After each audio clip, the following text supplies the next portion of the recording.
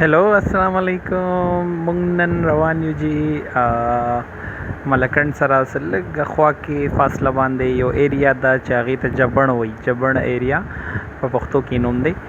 اینڈ هلته واټر فال دی اور بیا هلته ډفرنٹ ښکلي ویوز دي. نو انشاءالله تاسو به ویډیو پوره ګورئ چې ټوله انجوی کړئ. ښه روان یو د تخبۍ طرف هم کراس کوو، ملکند باندې روان یو اور دلته ډفرنٹ ډېر ښکلي ویوز دي، ډېر مزیدار ویوز دي. که تاسو فیملی سره ځئ نو تاسو ځان سره کیمپینګ سامان یوسئ اور خوراک څیزونه یوسئ اور تاسو کوکینګ هم کولی شئ هم په دغه ایریا باندې.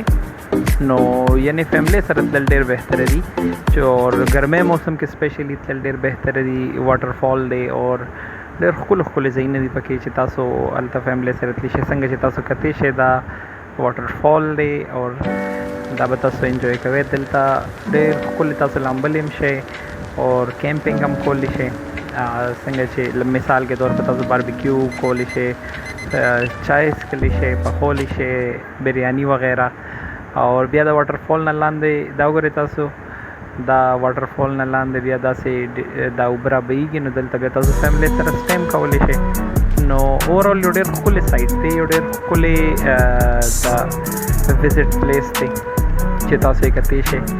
اور دا ګیر چاپېره تاسو کتی شئ چې ډېر ښکلي مزیدار ویوز دي او ډېر ښکلي نارمل موسمي یعنی که تاسو ډېر سخته ګرمۍ کې هم لاړ شئ نو ښکلي موسمي او که ګرمي هم کېږي نو اوبه خو تاسو سره نږدې دي.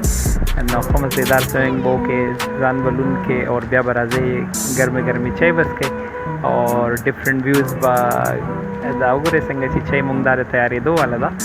اینڈ چای به څښو که خیر بیا ډېر ښکلي مزیدار. هغې نه بعد به د خوراک او د باربیکیو پروګرام دی، تاسو ته به هغه هم ښایو. نو انجوی کولی شئ جي. دا د باربیکیو تیاری روان دی، تاسو وګورئ اوس انشاءالله اوس به باربیکیو تیارو که خیر بیا به انجوی کوو. تاسو هم فیملی سره لاړ شئ اور انجوی یې کړئ. ویوز یې ډېر ښکلي دي، لاره یې ډېره ښکلې ده.